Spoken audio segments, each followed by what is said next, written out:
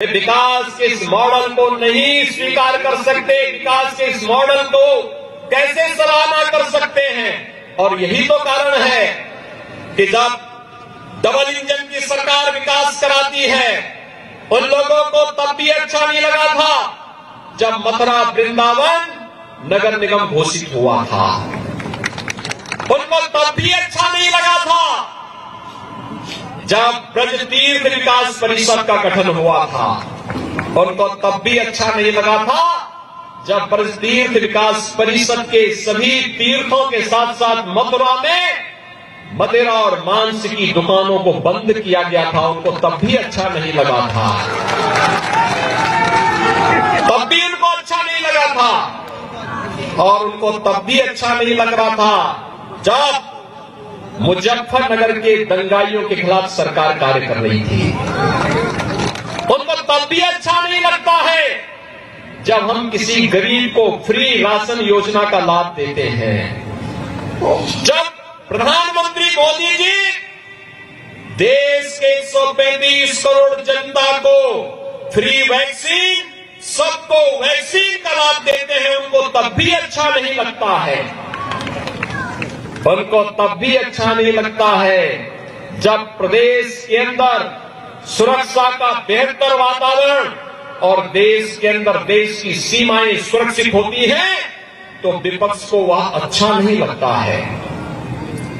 जब दंगाइयों पर सख्ती की जाती है तो कांग्रेस, सपा और बसपा को अच्छा नहीं लगता है। उनको अच्छा क्या लगता है? दंगाइयों को गले लगाना, आतंकवादियों को छोड़ना, गौ माता की हत्या, गौ माता के हत्यारों को तस्करी करने के लिए प्रेरित करना, गरीब के लिए आने वाली अन्य योजना पर डकैती डालना, विकास के कार्यों में लूटपाट करना, आस्था के साथ खिलवाड़ करना। मैं पूछना चाहता हूं भाइयों बहनों, आपको, आपने आशीर्वाद दिया, ऐसा कौन कार्य है देश के अंदर जो भाजपा ने कहा हो और वह न किया हो? कौन ऐसा कार्य है? मोदी जी ने कहा सबका साथ सबका विकास, तो सबका साथ सबका विकास, एक गरीब को मकान मिल जाना, यही हमारे लिए राम राज्य है। एक गरीब को विद्युत का निःशुल्क कनेक्शन मिल जाना, ये हमारे लिए राम राज्य है। एक गरीब को फ्री में शौचालय मिल जाना, यही हमारे लिए राम राज्य है। एक गरीब को 5 लाख रुपए की स्वास्थ्य बीमा का कवर मिल जाना, ये भारतीय जनता पार्टी ने कहा नहीं था, लेकिन एक गरीब का हक था, मोदी जी ने वो दिया, भारतीय जनता पार्टी ने वो दिया। एक गरीब को सुरक्षा का बेहतर वातावरण मिलना चाहिए, एक बेटी को सुरक्षा का बेहतर वातावरण मिलना चाहिए, ये भारतीय जनता पार्टी ने आपको दिया, प्रदेश को दिया, देश को दिया। और यही तो विपक्ष को अच्छा नहीं लग रहा है कि आखिर ये सब क्या है। हमने कहा था देश के अंदर आतंकवाद को मिटाएंगे, कश्मीर में धारा 370 समाप्त कर दी गई ना। पंडित दीनदयाल उपाध्याय जी की पावन जन्मभूमि यही क्षेत्र है।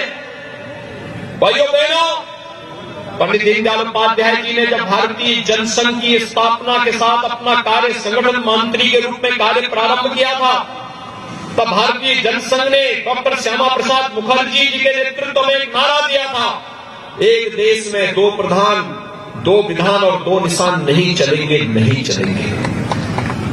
कांग्रेस के द्वारा कश्मीर पर थोपी गई धारा 370 और उसके खिलाफ सबसे पहला आंदोलन चलाने वाला कोई व्यक्ति था, कोई दल था तो भारतीय जनसंघ था, और कोई नेता था तो डॉक्टर श्यामा प्रसाद मुखर्जी थे, जिन्होंने अपना बलिदान दिया था।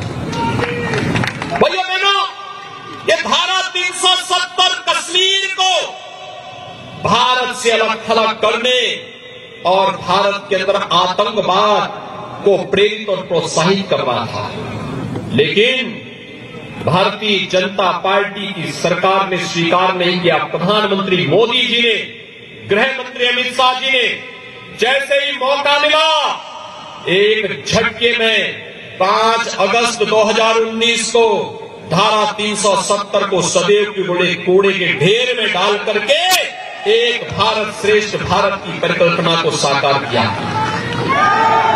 कश्मीर में धारा 370 को हटाने का आप समर्थन करते हैं? एक बार दोनों हाथ उठा करके मेरे साथ बोलेंगे, क्या समर्थन करते हैं? तो जोरों से बोलेंगे, भारत माता की, भारत माता की। भाइयों बहनों, पिछले चुनाव में जब इस क्षेत्र में मैं प्रचार करने के लिए आया था, तो मैं एक सभा में आया था। जैसे आया था, मैं सभा प्रारंभ करता, तब तक हमारे मीडिया के एक मित्र ने मुझे कहा, योगी जी आप लोग कहते हैं कि रामलला हम आएंगे, मंदिर वही बनाएंगे, क्या बनाएंगे? तो मैंने कभी आपको क्या संदेह है क्या? कहा नहीं, आप लोग यही नारा लगाते हैं। मैंने कहा चिंता मत करिए, हम आएंगे भी और भव्य राम मंदिर के निर्माण का मार्ग भी प्रशस्त करेंगे। भाइयों बहनों, मैं आपसे पूछना चाहता हूं, हमने जो कहा अयोध्या में भगवान राम का मंदिर के निर्माण का कार्य प्रारंभ हो गया है ना? 5 अगस्त 2020 को प्रधानमंत्री मोदी जी ने अयोध्या में जाकर के भगवान राम के भव्य मंदिर के निर्माण का कार्य प्रारंभ कर दिया है। आप खुश हैं? मेरे साथ बोलेंगे, जय जय श्री राम, जय जय श्री राम।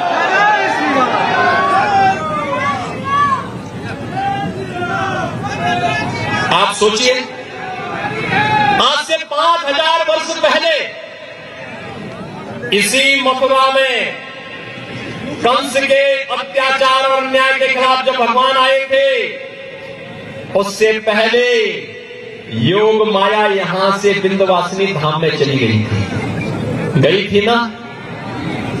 योग माया का मंदिर है ना?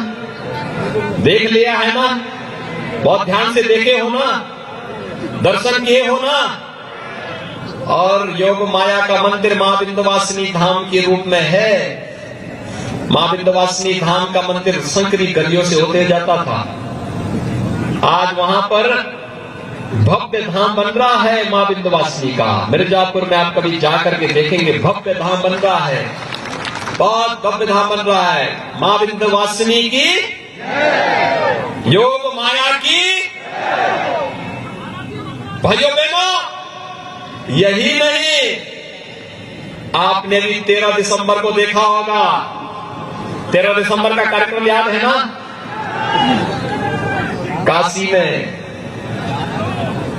काशी में पहले अयोध्या भी और मथुरा भी और काशी का नाम लेने से विपक्ष के लोग डरते थे, जाने में भी डरते थे।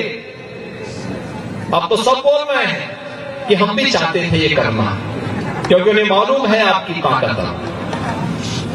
और नहीं तो पहले एक होड़ लगी रहती थी टोपी पहनने की। पहले अयोध्या, मथुरा और काशी में कोई जाने की हिम्मत नहीं करता था। आज तो काशी में भगवान विश्वनाथ का भव्य धाम प्रधानमंत्री मोदी जी की परिकल्पना, उनके मार्गदर्शन की प्रेरणा से बन करके प्रधानमंत्री मोदी जी ने राष्ट्र को समर्पित किया और भव्य धाम भगवान शिव का, महादेव का बनाया। और महादेव की पूजा के बाद अगर किसी का सम्मान किया तो वह किसका किया? श्रमिकों का सम्मान किया। आपने देखा ना, क्या कभी किसी प्रधानमंत्री ने, इससे पहले कभी आपने देखा कि किसी प्रधानमंत्री ने श्रमिकों के ऊपर पुष्प वर्षा की हो?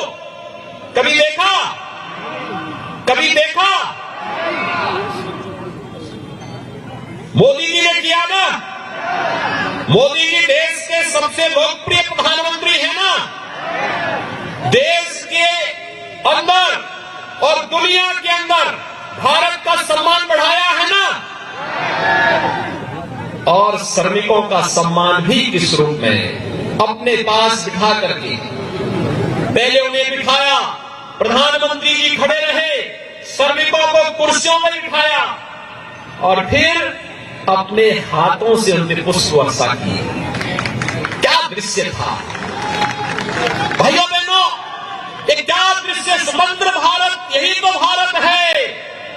जिसमें कभी प्रधानमंत्री मोदी जी प्रयागराज कुंभ में जाकर के स्वच्छता कर्मियों के पाद प्रक्षालन का काम करते हैं। किया ना? आपने दृश्य देखा? इससे पहले किसी प्रधानमंत्री ने किया? किसी प्रधानमंत्री को किसी स्वच्छता कर्मी का क्या अपने मां बाप की पैर धोते हुए भी देखा है क्या? लेकिन प्रधानमंत्री मोदी जी ने तो वो कर दिया, स्वच्छता कर्मी उनका पाद प्रक्षालन कर रहे हैं, सम्मान दे रहे हैं, श्रमिकों को सम्मान दे रहे हैं। किसान सम्मान निधि पहले भी दी जा सकती थी ना? किसी ने दिया? किसने दिया? मोदी जी ने। किसने दिया?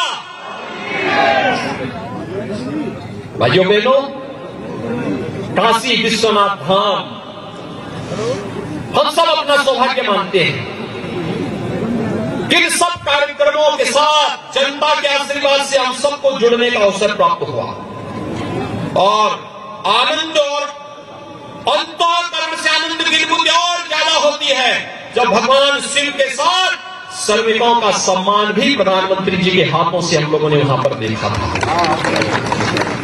यह अद्भुत क्षण था और उस अद्भुत क्षण का साक्षी पूरा देश और पूरी दुनिया बनी। मेरे साथ बोलेंगे हर हर महादेव।